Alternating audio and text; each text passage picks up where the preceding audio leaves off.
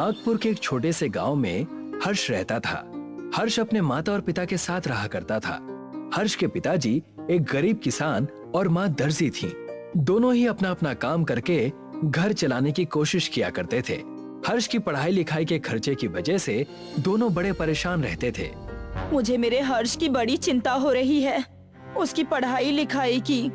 हर्ष अब बड़ा हो गया है और अगर हमने उसका स्कूल में दाखिला नहीं करवाया तो बड़ी परेशानी हो जाएगी।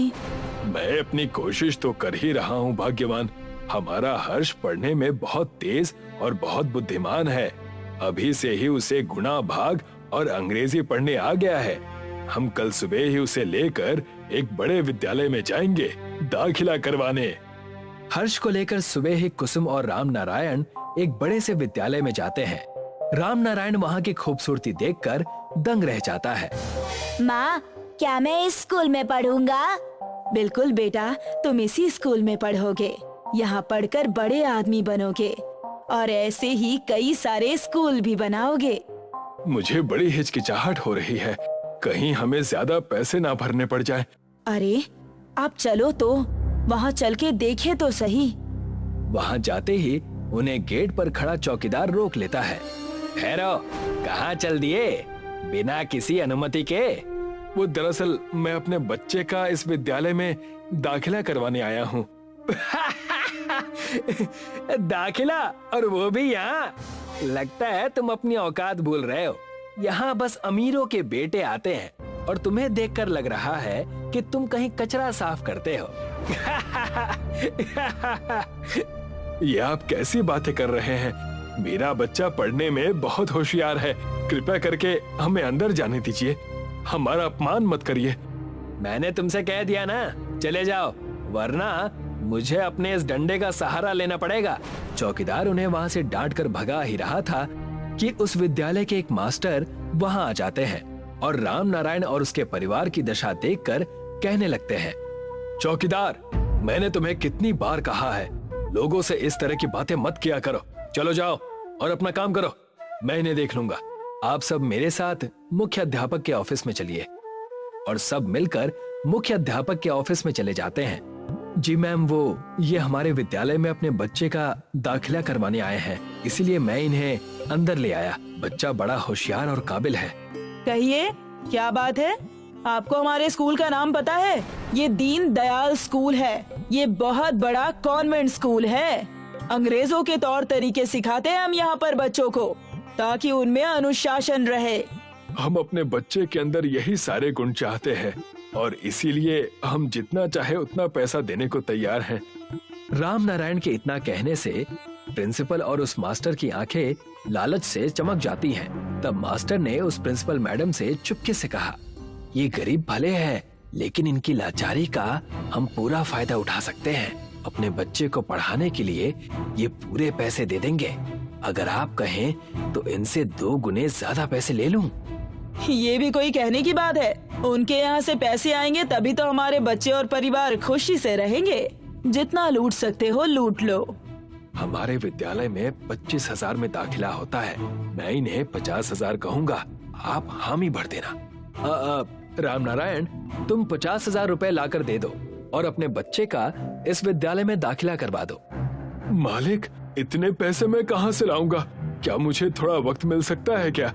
देखो, अगर अपने बच्चे की भविष्य की सुरक्षा चाहते हो तो दाखिला लो, वरना हमारा समय बर्बाद मत करो। दफा हो जाओ, जब पैसे हो जाए ना तब आना। राम नारायण, कुसुम और हर्ष वहाँ से निराश होकर घर चले जाते हैं। पिताजी, मेरे उम्र के सारे बच्चे स्कूल जाने लगे हैं, अच्छी अच्छी टिफिन लेकर। मैं कब जाऊंगा? तुम जरूर जाओगे बेटे, बस थोड़ा सा इंतजार करो। मुझे हर्ष की बड़ी चिंता हो रही है। 50,000 रुपए हम कहाँ से लाएंगे? अपने बच्चे को पढ़ाने के लिए मैं कुछ भी कर सकता हूँ। क्यों ना हम चलकर गांव में रामू काका की मदद ले। गांव में सबसे पुराने और पढ़े लिखे वही हैं। वो हमारी मदद जरूर करेंगे। राम नारायण और कुसुम रामू काका के घर जाते हैं और उन्हें सारी समस्या बताते हैं। तब रामू काका उनसे कहते हैं, तुम अपने बच्चे को हमारे गांव के विद्यालय में क्यों नहीं डाल देते? हमारे गांव के विद्यालय में? हमारे गांव में विद्यालय है कहाँ? गांव में कोई अच्छी शिक्षा नहीं दे सकता, इसीलिए तो उन्हें दूसरे गांव या शहर के विद्यालय में डाला जाता है। तुम दोनों मेरे साथ आओ, मैं तुम्हें अपने गांव में ही कुछ दिखाता हूँ। रामू काका उन्हें जंगल के रास्ते से एक गुफा की ओर ले जाते हैं और कहते हैं, इस गुफा में जाओ, तुम्हें सब पता चल जाएगा। जैसे ही कुसुम और राम नारायण गुफा में जाते हैं, किसी दूसरे ही दुनिया में पहुंच जाते हैं और उनके सामने एक बड़ी सी पाठशाला नजर आती है जो पूरी सोने की होती है। उस पाठशाला में सोने की घंटी होती है, सोने का ब्लैक बोर्ड, सोने का बेंच जिस पर सारे बच्चे पढ़ाई कर रहे होते हैं। ये सारी चीजें देखकर कुसुम और राम नारायण चौंक जाते हैं और रामू काका से पूछते हैं, ये सब कैसे हो सकता है? हमारे गांव में सोने की पाठशाला कैसे हो सकती है? और ये गुप्त क्यों है? तब जाकर रामू काका उन्हें सब बताते हैं। अंग्रेजों के डर की वजह से ये स्कूल हमारे पूर्वजों ने यहाँ बनवाया था ताकि हमारी संस्कृति और विचार न बदले। मेरे पिताजी इस विद्यालय के शिक्षक थे। एक दिन उन्हें अंग्रेजों ने पकड़ लिया। तुम 2 कौड़ी के लोग हमारे जैसे स्कूल्स खोल रहे हो, तुम्हें तो मैं छोड़ूंगा नहीं। लेकिन हमने तुम्हारा क्या बिगाड़ा है? अपने बच्चों को पढ़ा कर तुम हमसे आगे बढ़ना चाहते हो? ये मैं हरगिज नहीं होने दूंगा। तुम हमसे चाहते क्या हो? हम क्या करें? पूरे नागपुर गांव में जितना सोना है तुम हमें ला कर दो और अपनी ये गंदी सी स्कूल बंद करके यहाँ से चले जाओ। मैं इन्हें ये सोना हरगिज नहीं दूंगा। सारे सोने को लेकर उस जंगल के गुफा में छुपा दूंगा और अपनी अलग दुनिया बनाऊंगा। उस वक्त से लेकर अब तक हम नागपुर गांव वाले इस सोने की स्कूल को खुफिया तरीके से चला रहे हैं। हे भगवान, तो असली बात ये है कि आप मेरे बच्चे को भी इस सोने के स्कूल में दाखिला देंगे? कृपा करें रामू काका, मेरे बच्चे को शिक्षा की बहुत जरूरत है। मैं तुम्हारे बेटे को इस विद्यालय में तभी लूंगा जब तुम शहरी विद्यालय की पोल खोलोगे। उन लोगों ने हमारे गांव के कई सारे लोगों को ठगा है, उन्हें तुम्हें पकड़वाना होगा। हम बिल्कुल ऐसा ही करेंगे, उन्हें सजा दिलवा कर रहेंगे। इसके लिए हमें एक सबूत देना होगा। तुम उसकी चिंता मत करो, जितने पैसे उन्होंने मंगवाए हैं उतने पैसे लेकर जाओ। मैं पीछे से पुलिस को बता दूंगा, तब उन्हें रंगे हाथ हम पकड़ लेंगे। कुसुम और राम नारायण ने ऐसा ही किया। वो पैसे लेकर उस महंगे विद्यालय में चले गए और राम नारायण ने प्रिंसिपल से कहा, जी ये लीजिए आपके पैसे, पूरे 50,000 हैं। हाँ हाँ, लाओ लाओ।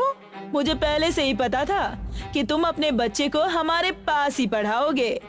अरे इतना अच्छा स्कूल जो है और कहाँ सोने की पाठशाला में पढ़ता। लाओ, मुझे पैसे दो।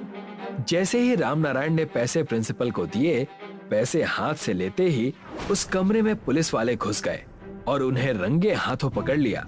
तुम्हें हम हवालात में अच्छी शिक्षा देंगे।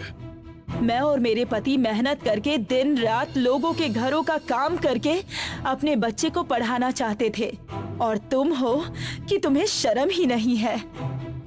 प्रिंसिपल और मास्टर दोनों रंगे हाथ पकड़े गए और इसी तरह हर्ष अपने सोने की पाठशाला में अपनी शिक्षा पूरी करने लगा। मीनाक्षी और गुंजन एक दूसरे के पड़ोसी थे। दोनों में बहुत प्यार मोहब्बत था। उनके घर के सामने से कई फेरी वाले गुजरते थे। मीनाक्षी जब भी कुछ खरीदती तो गुंजन को आवाज जरूर लगा देती। गुंजन, अरे ओ गुंजन, गोभी वाला आया है, मात्र 10 रुपए किलो गोभी बेच रहा है, तुम भी ले लो, फिर कहोगी कि बताया नहीं। इसी तरह गुंजन भी जब कुछ खरीदती तो मीनाक्षी को बुला लिया करती। एक दिन दोपहर में एक मटर बेचने वाला आया। ताजी हरी मटर ले लो, मटर वाला 30 रुपए किलो मटर। मीनाक्षी अपने घर से बाहर आकर मटर देखने लगी। ले लो बहन जी, एकदम कच्ची मटर है, कल ही खेत से तोड़ी है। ठीक है, 1 किलो तोल दो। मीनाक्षी ने हमेशा की तरह गुंजन को आवाज दी। गुंजन, ओ गुंजन, मटर वाला आया है, अच्छी मटर है, लेना है तो आ जाओ। संयोग से गुंजन उस दोपहर रजाई ओढ़कर गहरी नींद में सो रही थी। मीनाक्षी के कई बार आवाज देने पर भी जब गुंजन बाहर नहीं आई तो मीनाक्षी ने अपने लिए मटर खरीद लिए और मटर वाला चला गया। शाम को जब मीनाक्षी सब्जी बनाने के लिए मटर छीलने बैठी तो उसके होश उड़ गए। मटर में से सोने के दाने निकल रहे थे। उसी समय मीनाक्षी का पति शुभम ड्यूटी से लौटकर आया। शुभम स्वार्थी और लालची किस्म का इंसान था। सोने के मटर के दाने देखकर वह बहुत खुश हुआ। अरे वाह, हम तो माला माल हो गए। तुमने 1 किलो मटर ही क्यों खरीदी? कम से कम 10-12 किलो मटर खरीद लेती। मुझे क्या पता था कि मटर में से सोने के दाने निकलेंगे। पता होता तो ज्यादा खरीद लेती। मीनाक्षी के पति ने पूरे गांव में अपने अमीर होने का खूब दिखावा किया। जब गुंजन को पता लगा कि मीनाक्षी ने ऐसे मटर खरीदे हैं जिसमें से सोना निकला है तो वह मीनाक्षी के घर पहुंची। क्यों मीनाक्षी, तुमने मटर अकेले अकेले खरीद लिए? मैं जब भी कुछ खरीदती हूँ तो हमेशा तुम्हें आवाज लगाती हूँ। मैंने तुम्हें आवाज दी थी लेकिन तुम घर से बाहर ही नहीं निकली। शायद तुम सो रही थी। अच्छा हाँ, मैं परसों दोपहर थोड़ा सा सो गई थी। मुझे लगा कि तुमने जानबूझकर मुझे नहीं बुलाया। मुझे माफ करना। कि वह मटर वाला कभी दोबारा आए तो मैं भी उससे मटर खरीदूंगी। गुंजन जब घर पहुंची तो गुंजन का पति उससे बोला, अब पता लगी तुम्हें अपनी मीनाक्षी बहन की असलियत। तुम तो कहती थी कि मीनाक्षी बहुत अच्छी है, अब देखा कैसे वो सोने की मटर अकेले खरीद कर बैठ गई। हमें गलतफहमी हो गई है। मीनाक्षी ने मुझे आवाज दी थी लेकिन उस दोपहर नींद में होने के कारण मैं मीनाक्षी की आवाज सुन ही नहीं पाई थी।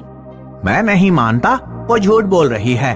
उसने तुम्हें इसलिए नहीं बुलाया क्योंकि वो नहीं चाहती थी कि उसके साथ साथ हम लोग भी अमीर हो जाएं।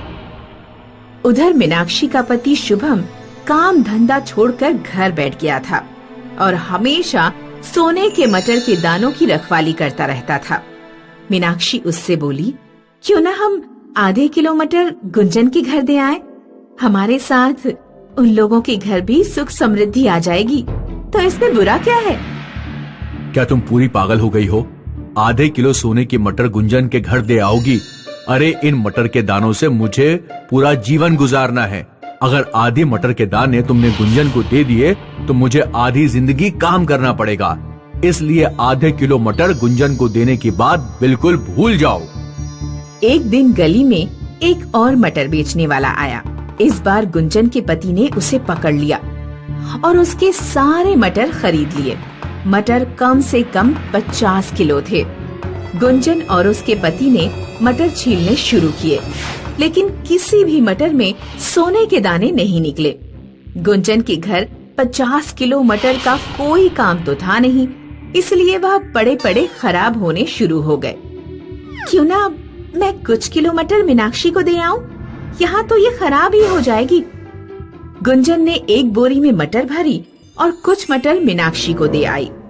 मीनाक्षी गुंजन के व्यवहार पर बहुत खुश हुई।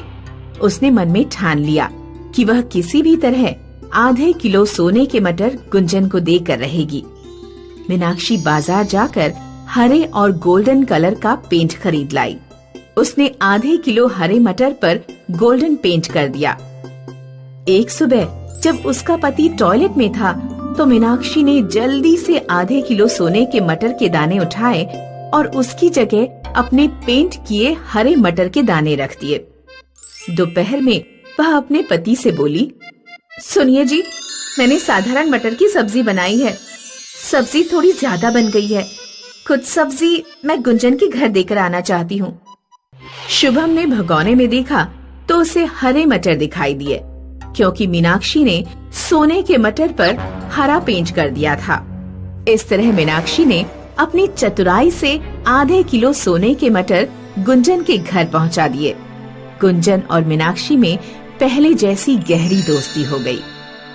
मीनाक्षी, एक बात बताओ, जब तुम्हारे पति को पता लगेगा कि आधे मटर के दाने सोने की नहीं साधारण है, तो तुम उनसे क्या कहोगी?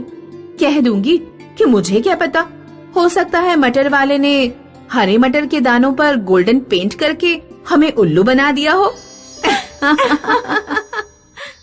उत्तर प्रदेश में पश्चिमी फतेहगंज नाम का एक गांव था, जहां सूरज अपने परिवार के साथ रहता था। सूरज तरबूज की खेती करता था। उसकी 2 बेटियां थीं, ज्योति और मालू। पिताजी, मालू ने बिना कुल्ला किए ही चावल खा लिए।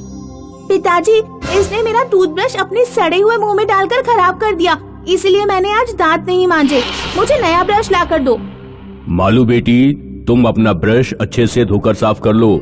ज्योति तुम्हारी बहन ही तो है, अगर उसने तुम्हारा ब्रश इस्तेमाल कर लिया तो कौन सी आफत आ गई। इस बार तरबूज की खेती बहुत हल्की हुई है, इसलिए बहुत सोच समझकर खर्च करना होगा।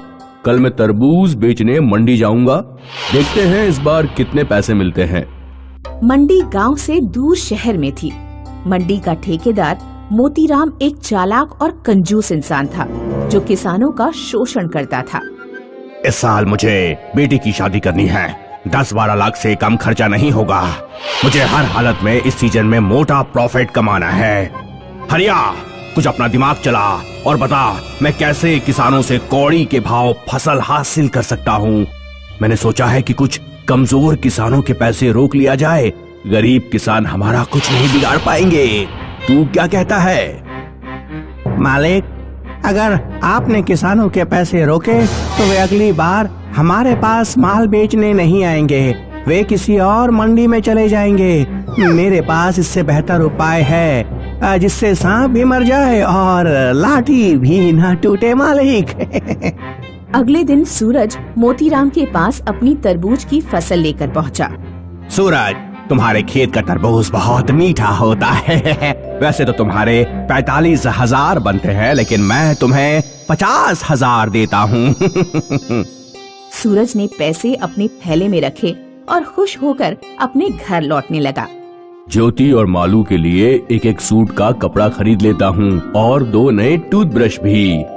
सूरज अपने विचारों में मग्न था। अचानक 2 मोटरसाइकिल सवार आए और सूरज का थैला छीनकर फरार हो गए। चोर, चोर, कोई पकड़ो मेरा थैला, चोर, चोर। दोनों चोर मोतीराम ने ही भेजे थे। इस तरह चालाकी से मोतीराम ने सूरज के तरबूज फ्री में हासिल कर लिए। सूरज रोता हुआ मोतीलाल के पास पहुंचा और उसने मोतीलाल को सारी बात बताई। तुम्हारे पैसे छिन गए तो मैं क्या करूं? मैंने तो तुम्हें पूरी रकम दी थी। सेठ जी, मेरे बच्चे भूखे मर जाएंगे, मेरी कुछ तो मदद कीजिए। 2 तरबूज उठा लो और जाओ यहाँ से। आज भर के लिए तुम्हारे परिवार का खाने का इंतजाम हो जाएगा। सूरज बेचारा हाथों में तरबूज लिए रोता हुआ घर लौटने लगा। रास्ते में एक महात्मा आ रहे थे। बेटा, बहुत प्यास लगी है, क्या तुम एक तरबूज मुझे दे सकते हो? सूरज ने एक तरबूज महात्मा को दे दिया। सूरज की आंखों में आंसू देखकर महात्मा उसकी परेशानी समझ गए। उन्होंने सूरज को आशीर्वाद दिया। आज से ठीक 1 वर्ष बाद तुम्हारी सारी परेशानियां दूर हो जाएंगी। सूरज और उसकी बेटियों के लिए वह साल बहुत कष्टकारी रहा। पैसों के अभाव में उन्होंने सिर्फ चटनी और रोटी खाकर काम चलाया। पिताजी, मुझसे और चटनी रोटी नहीं खाई जाती। बेटा, जब तक अगली फसल नहीं उग जाती हमें धैर्य रखना होगा। आखिरकार किसी तरह 1 वर्ष बीत गया और सूरज के खेत में नई फसल आ गई। ज्योति ने एक दिन एक तरबूज काट कर देखा तो वह चिल्ला पड़ी, पिताजी, मालू, यहाँ आओ। क्या हुआ? क्यों चुड़ैल की तरह चिल्ला रही हो? तरबूज में सोने का बॉल है। सूरज और उसकी बेटियों ने खेत के बाकी तरबूज काट कर देखे। उन सभी में सोने की बॉल निकली। ये सब उन महात्मा के आशीर्वाद से ही हो रहा है। सूरज तरबूज में निकले सोने की वजह से बहुत अमीर हो गया। हरिया ने ये सारी बात मोतीराम को बताई। मालिक, सूरज अब आपसे ज्यादा अमीर हो गया है। उसके खेत में लगे तरबूजों में सोना निकल रहा है। गांव के लोग बताते हैं कि किसी महात्मा के आशीर्वाद से ये सब हुआ। चिंता मत करो, अगले साल जब उसके तरबूज आएंगे तो उसके तरबूज काटने से पहले ही हम तरबूजों से सोना निकाल लेंगे।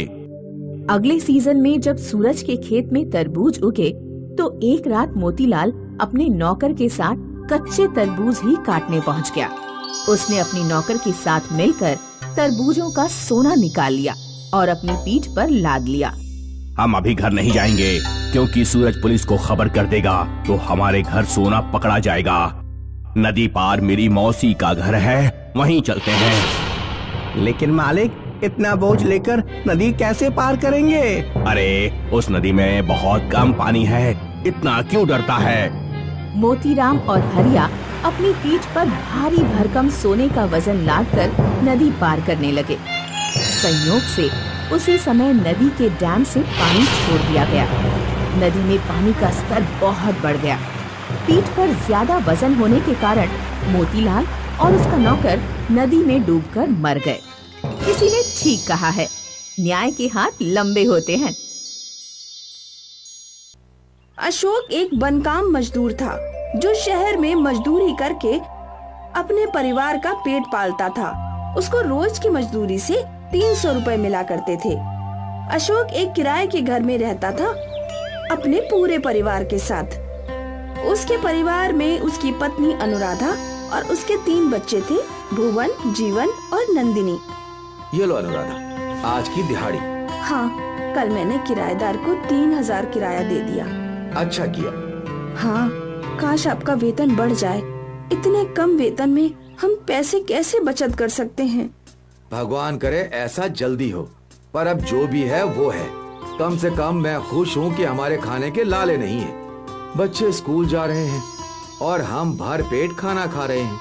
भगवान को लाख लाख धन्यवाद। हाँ बिल्कुल, भगवान जी की हम पर बहुत कृपा है। अशोक और अनुराधा भले ही गरीब थे, पर उन्हें अपनी परिस्थिति से कोई बैर नहीं था। वो खुश थे और संतुष्ट थे। अनुराधा अक्सर गरीबों की मदद किया करती थी। एक दिन की बात है, अनुराधा बाजार में सब्जियां खरीद रही थी। तभी उसने देखा कि एक बूढ़ी औरत रास्ते पर भीख मांग रही है। बहुत भूख लगी है बेटा, कई दिनों से कुछ नहीं खाया। आसपास के लोग बूढ़ी औरत को देख रहे थे, पर कोई भी उसे पैसे नहीं दे रहा था। अम्मा, आपको बहुत भूख लगी होगी ना, आइए मेरे साथ। अनुराधा उस औरत को बगल के एक छोटे से ढाबे पर ले गई। भैया, अम्मा को पेट भर के खाना खिला दो, ये लो पैसे।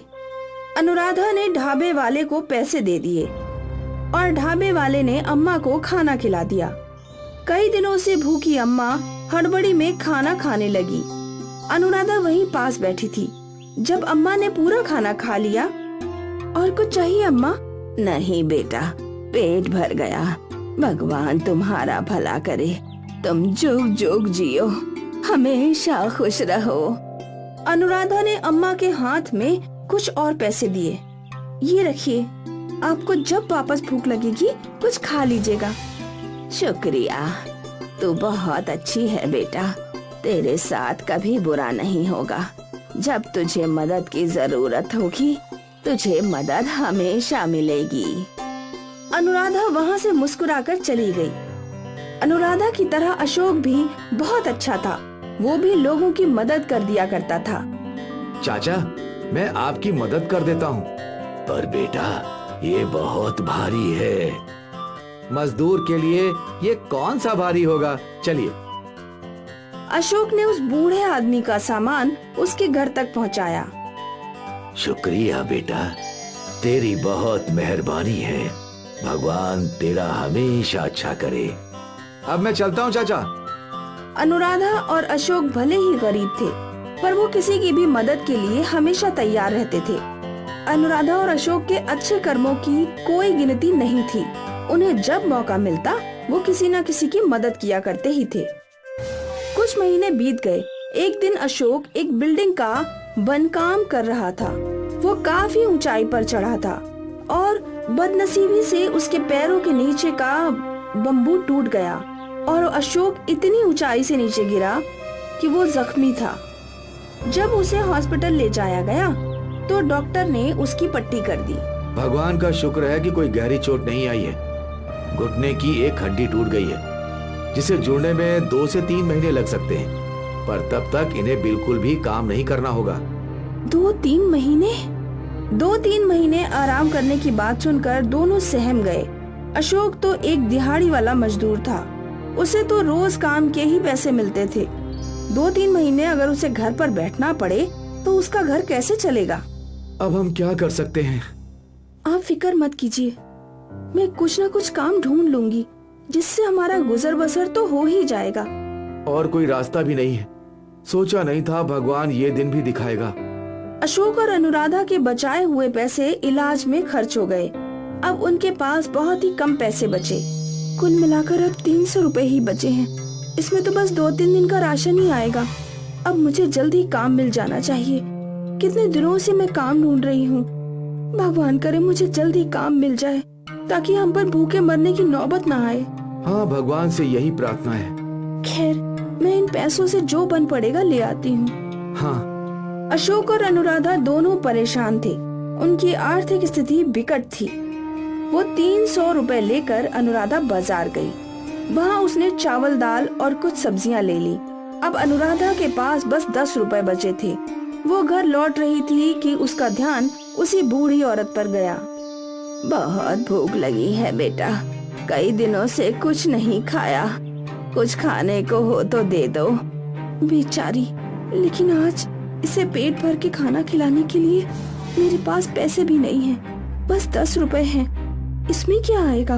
अनुराधा ने यहाँ वहाँ देखा तो एक पकौड़े की दुकान थी। मुझे 10 रुपए के पकौड़े दे दीजिए। अनुराधा ने दुकानदार को 10 रुपए दिए और पकौड़े ले लिए। वो पकौड़े लेकर अनुराधा उस बूढ़ी औरत के पास गई। अम्मा, आज मैं तुम्हें पेट भर तो नहीं खिला सकती, पर ये खा लो। उस बूढ़ी औरत ने पकौड़ों के कागज को हाथ लगाया और बोली, आज ये पकौड़े तू अपने घर ले जा बेटी। समझ ले, मैंने खा लिए। आज इस पर तेरा हक है। अम्मा, पर आपको भूख लगी है ना? वो बूढ़ी औरत मुस्कुराई और देखते ही देखते अनुराधा की आंखों के सामने से ओझल हो गई। अनुराधा हड़बड़ा गई। वो बूढ़ी औरत को यहाँ वहाँ ढूंढ रही थी, पर वो उसे कहीं नहीं मिली। फिर अनुराधा घर लौटी, अपने पति अशोक को ये सारी बातें बताई। ऐसे कैसे कोई गायब हो सकता है? पता नहीं, मैं भी हैरान थी। अच्छा, वो पकौड़े दिखाओ। अशोक ने पकौड़े का कागज खोला और दंग रह गया। कागज के अंदर सोने के पकौड़े रखे थे। सोना? इतना सारा सोना? ये सच है क्या? हाँ, पर कैसे? शायद उस बूढ़ी औरत की वजह से। उस रोज उन्होंने मुझे आशीर्वाद दिया था। शुक्रिया, तू बहुत अच्छी है बेटी। तेरे साथ कभी बुरा नहीं होगा। जब तुझे मदद की जरूरत होगी, तुझे मदद हमेशा मिलेगी।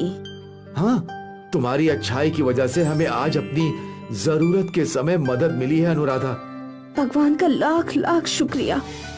इस दिन के बाद अशोक और अनुराधा की जिंदगी बदल गई। अशोक का इलाज हो गया और अब वो बनकाम मजदूर नहीं रहा। अनुराधा और अशोक ने खुद का घर खरीद लिया और एक दुकान भी। अब दोनों साथ काम करते थे। सोने के पकौड़ों ने अशोक और अनुराधा की जिंदगी ही बदल दी।